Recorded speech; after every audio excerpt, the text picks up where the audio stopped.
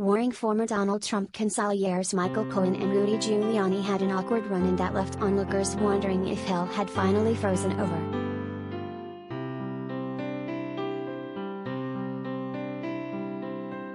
The dueling former personal attorneys for the ex-president were both at buzzy restaurant Fresco by Scotto on Thursday night.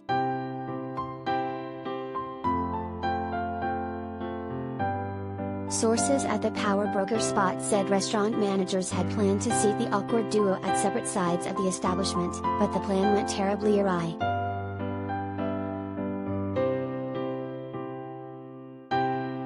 A source told us, before they arrived, other VIPs snagged their planned tables and ultimately the two Trump-connected figures ended up with neighboring tables.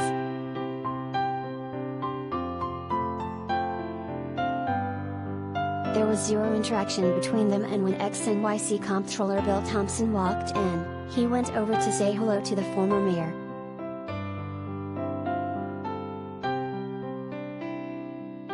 A second source said, Cohen then went around the restaurant, shaking hands with other diners, while giving Rudy a wide berth. It was so icy between the pair, it seemed like hell had finally frozen over.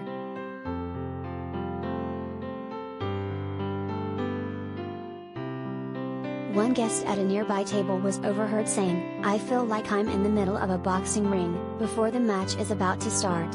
You can feel the tension in the air."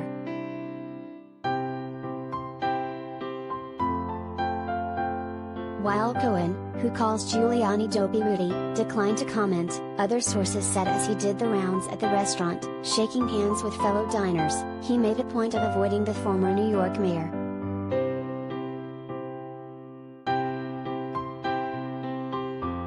Meanwhile, Giuliani sat there stone-faced, at a table with friends, with what was left of his hair dye trickling down his brow, said an onlooker.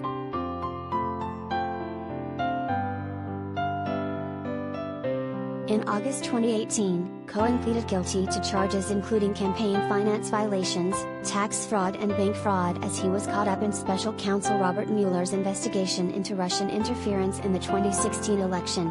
He was disbarred as a lawyer and sentenced to 3 years in prison.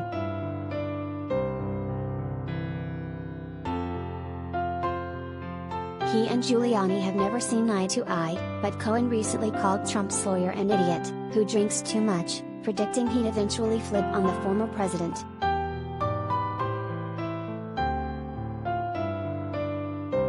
Meanwhile, Giuliani has blasted Cohen as pathetic and a serial liar.